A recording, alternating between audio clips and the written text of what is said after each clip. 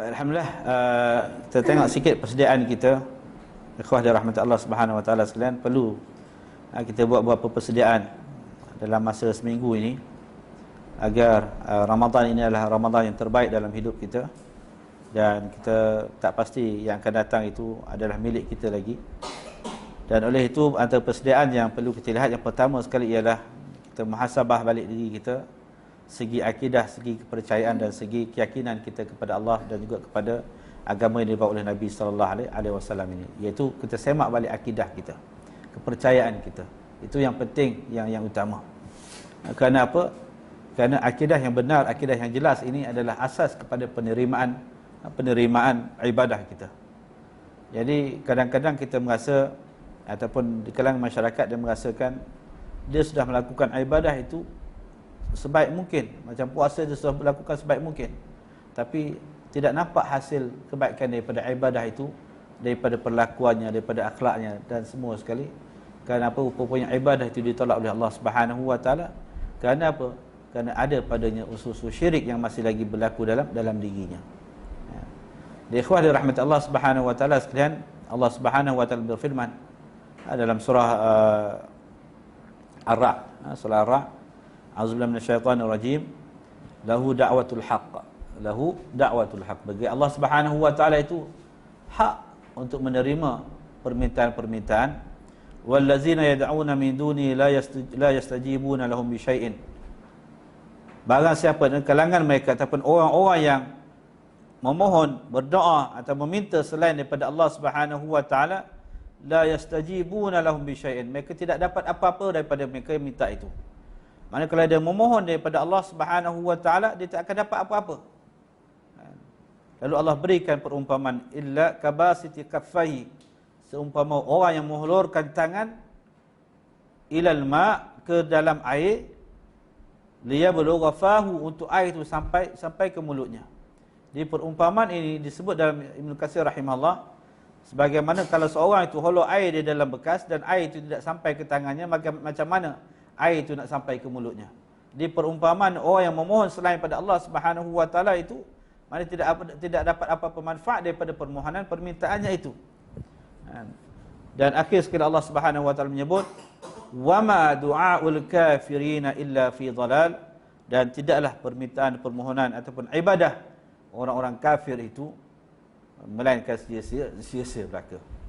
Maknanya amalan yang sia-sia itu apabila tidak ada asas akidah yang betul padanya. Jadi hari ini ikhwah dirahmati Allah Subhanahu wa taala, sekian banyak benda-benda syirik yang perlu kita perbetulkan dalam masyarakat kita. Bahkan kalau kita tengok yang kadang-kadang terlepas pandang, apabila kita pergi kedai, kita jumpa belaka kat kedai itu mesti ada ayat 1000 dinar. Ayat 1000 dinar dia duduk gantung. Jadi kepercayaan mereka, ayat inilah yang memberi rezeki, ayat inilah yang memberi manfaat, ayat inilah yang memberi mudarat kepada mereka. Jadi ini juga antara perkara yang perlu diperbetulkan. Jadi ayat itu menunjukkan hendaklah kita, wa may yattaqillaha yaj'al lahu makhraja. Barang siapa yang bertakwa kepada Allah, maka Allah berikan dia jalan keluar kepadanya, sama ada rezeki dan sebagainya. Mana ayat ini memerintahkan agar kita sentiasa bertakwa kepada Allah, barulah ada rezeki. Bukan ayat itu yang memberi rezeki. Ini lalu digantung di dinding, bahkan ada dipakai dan sebagainya.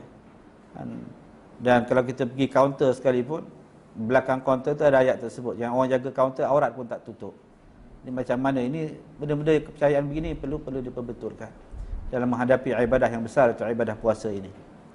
Dan begitu juga kalau masih lagi ada kepercayaan keramat-keramat ataupun cincin dan sebagainya dalam masyarakat kita, orang tua-tua ni, cincin ni bagus ni, cincin ni elak bala, elak penyakit dan sebagainya. Dan semua itu perlu diperbetulkan agar ibadah ini diterima oleh Allah Subhanahu wa taala. Yang kedua, ikhwah rahmat Allah Subhanahu wa taala sekalian, ada masa dalam lebih kurang seminggu lagi, kita tak tahu bagaimana kesudahan kita, dan hendaklah kita meneruskan doa kepada Allah Subhanahu wa taala agar benar-benar kita tergolong di kalangan mereka yang mendapat kesempatan berada pada bulan Ramadan lagi sekali. Bahkan diriwayatkan di kalangan para salafus salih, Mereka berdoa, ada yang berdoa 6 bulan sebelum Ramadan mereka sudah mula berdoa. Kenapa? Kerana mereka menyedari, mereka memahami hakikat kemuliaan dan ketinggian Ramadan itu. 6 bulan sebelum Ramadan. Bahkan dalam doa yang disebut dalam satu hadis yang dhaif, kita baca, yang biasa dibacakan, Allahumma barik lana fi Rajab wa Sya'ban wa balighna Ramadan. Itu 3 bulan sebelum Ramadan. Jadi sebahagian salafus salih 6 bulan. Jadi menunjukkan bahawa kepentingan doa agar kita ini tergolong di kalangan mereka yang diberi kesempatan menikmati kelebihan Ramadan sebagaimana yang kita lalui pada sebelumnya. Maka kita juga mengharapkan Ramadan ini menjadi hak kita, menjadi milik kita agar kita dapat menambahkan bekalan sebelum bertemu Allah Subhanahu wa taala. Bahkan doa ini dipanjatkan pada detik pertama Ramadan. Hatta kalau dah sampai Ramadan pun kita dituntut berdoa lagi. Ketika mana pihak berwajib, kalau kita penyimpan mohon besar raja ni, istihar Ramadan pada malam ini, contoh dah nampak nak bulan, maka malam ni Ramadan. Maka pada saat itu pun dituntut kita berdoa sebagaimana dalam hadis diriwayatkan Imam Tirmizi rahimahullah, Imam Albani rahimahullah mengatakan hadis ini adalah hadis hasan. Iaitu Nabi sallallahu alaihi wasallam berdoa, Allahu akbar, Allahumma ahlilhu alaina bil iman bil amni wal iman was salamati wal islam wat taufiq lima tuhibbu wa tarda rabbi wa rabbukallah. Ini antara doa yang disebut oleh Imam At-Tirmizi, antara doa yang dibaca oleh Nabi sallallahu alaihi wasallam. Walaupun doa ini bukan khusus doa bulan Ramadan, bukan doa khusus bulan Ramadan, tapi doa ini dibacakan pada setiap awal bulan. Apabila timbul awal bulan, doa ini dibacakan. Maka lebih-lebih lagi kalau bulan yang kita mengharapkan kita berada padanya dengan penuh kebaikan, kita baca pada detik pertama diisytiharkan adalah bulan Ramadan. Iaitu Allahu Akbar, Allah Maha Besar. Allahumma ahillu alaina bil amni, ya Allah Tuhanku, munculkanlah anak bulan itu kepada aku ataupun kepada kami bil amni, dengan keamanan. Mana kita mengharapkan Allah berikan keamanan kepada kita dengan bermulanya bulan baru ini.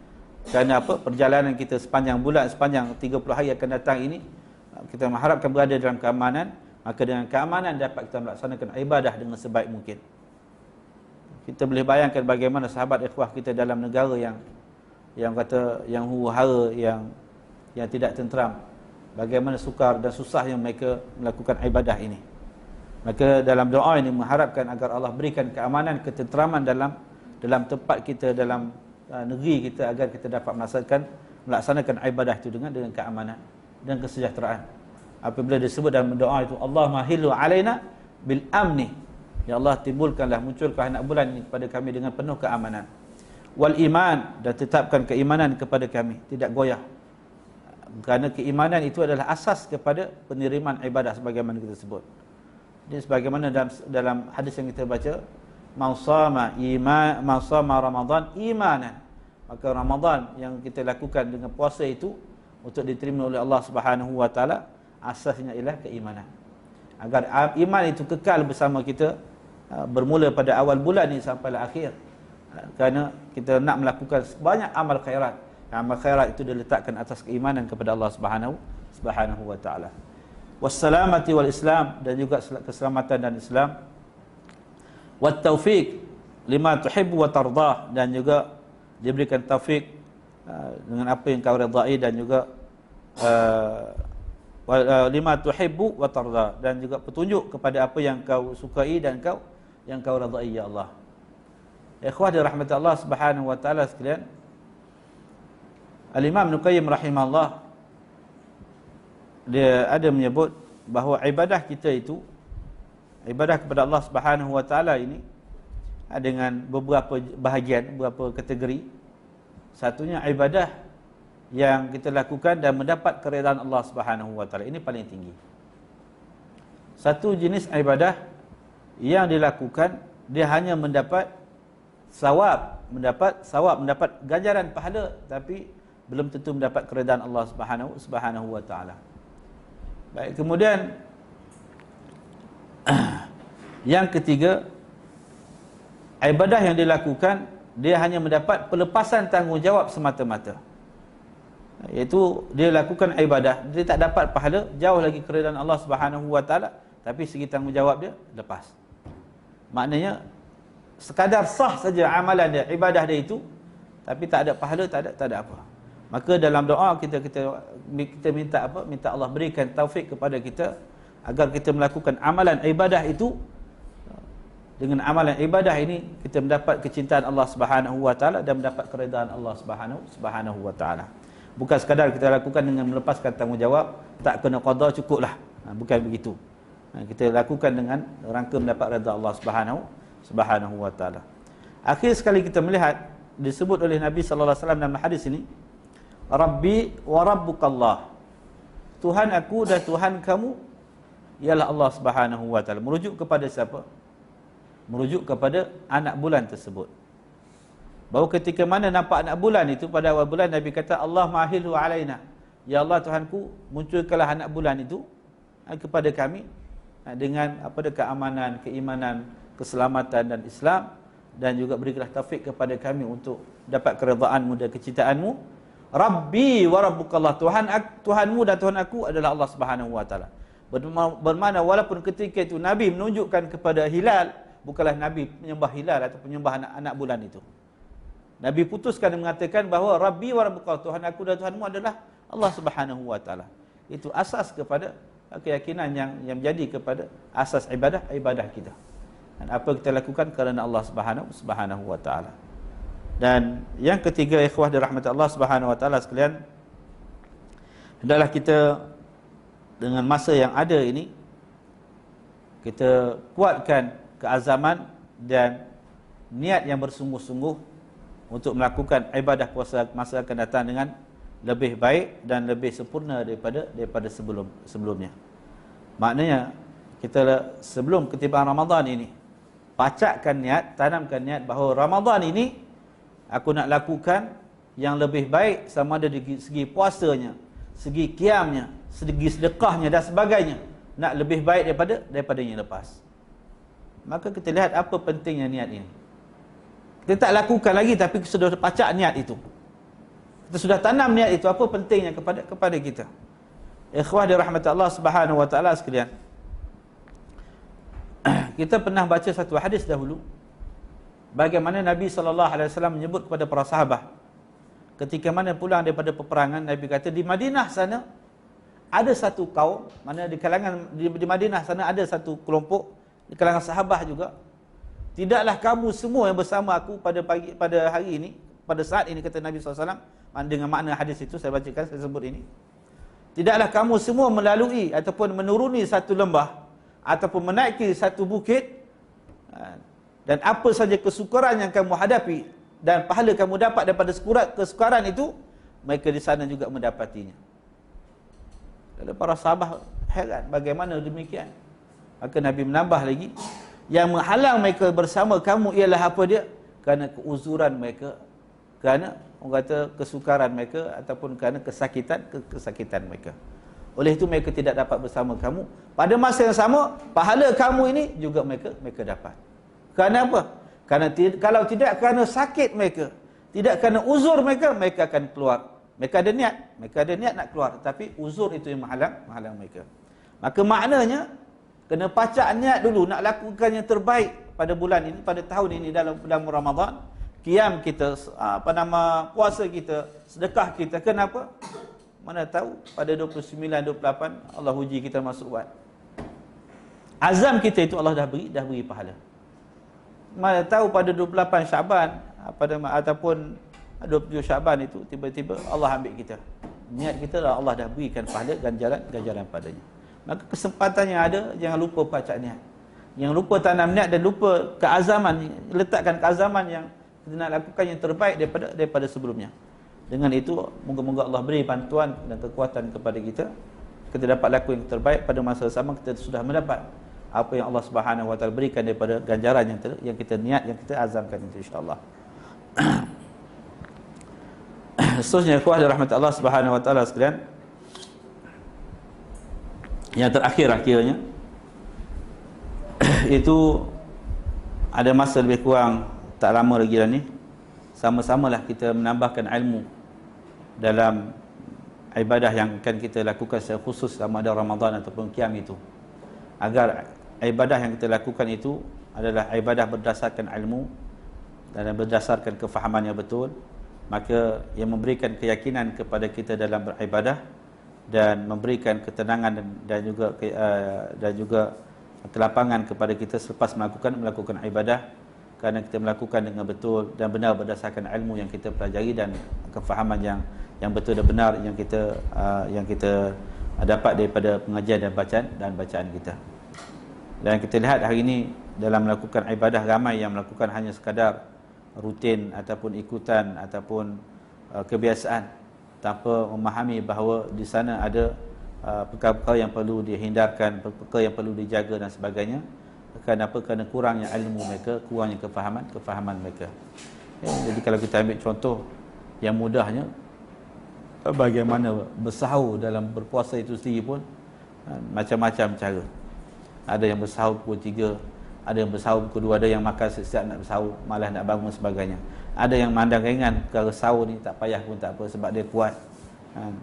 Jadi sedangkan sahur ini adalah satu tuntutan yang sangat besar dalam ibadah puasa, khususnya puasa Ramadan. Dalam hadis Anas bin Malik radhiyallahu anhu menceritakan bagaimana tempoh Nabi bersahur itu. Jadi disebut lebih kurang 50 ayat. 50 ayat daripada azan dengan dengan waktu Nabi bersahur itu lebih kurang 50 ayat kata dalam hadis tersebut. Bagi Ibn Hajar Al-Asqalani rahimahullah, dia kata 50 ayat itu dengan kadar bacaan yang biasa, bukan kadar bacaan laju. Jadi ukuran masa hari itu tak ada jam. Jadi dijawab kepada Anas bin Malik radhiyallahu anhu, bagaimana tempoh Nabi SAW daripada sahur dengan bangun solat itu ataupun mendirikan solat subuh itu. Maka dia jawab jaraknya adalah 50 ayat bacaannya. 50 ayat bacaan kalau baca kadar biasa berapa minit tuan-tuan? Balik buat apa tu tak apalah. Mana baca kadar biasa 50 ayat, maka itulah jarak tempoh Nabi bersahur pada ketika mana diriwayatkan oleh para sahabat, keadaan sahur Nabi SAW tempohnya. Bukan pukul 1 pagi, 2 pagi dan sebagainya. Jadi ini antara perkara yang perlu kita ambil perhatian, yang perlukan kepada ilmu dan kefahaman dalam melakukan ibadah. Dan juga hendaklah kita melihat puasa itu daripada kacamata seorang Islam, bukan daripada kacamata orang seorang yang jaga kesihatan dan sebagainya. Puasa itu adalah ibadah. Puasa itu adalah ibadah. Dan puasa itu bukanlah diet semata-mata. Apabila kata ibadah, maka sebagaimana kita tahu ada petunjuknya, ada orang kata garis panduannya berdasarkan apa yang ditunjukkan oleh Nabi sallallahu alaihi wasallam. Kalau kita kata ibadah, agama lain juga buat ibadah. Kalau kata hanya sekadar ibadah, ini ibadah, agama lain juga ada ibadah dia. Orang Yahudi pun puasa, orang Kristian pun puasa, orang India pun puasa. Jadi kalau kata ibadah, puasa itu adalah ibadah, maka ibadah yang kita faham bagaimana? Ibadah yang kita faham adalah sebagaimana ditunjuk oleh Nabi sallallahu alaihi wasallam. Kalau kita kata sekadar ibadah, orang lain pun buat ibadah juga. Orang Yahudi pun berpuasa, orang Kristian puasa, orang India puasa, tapi puasa mereka tidak sama puasa yang kita. Puasa kita lakukanlah sebagaimana diajarkan, ditunjukkan oleh Nabi sallallahu alaihi wasallam. Maka perlu kepada ilmu untuk memahami bagaimana puasa yang mana membawa kepada keridaan Allah Subhanahu wa taala. Dan itulah sekadar dapat kita kongsikan pada pagi ini.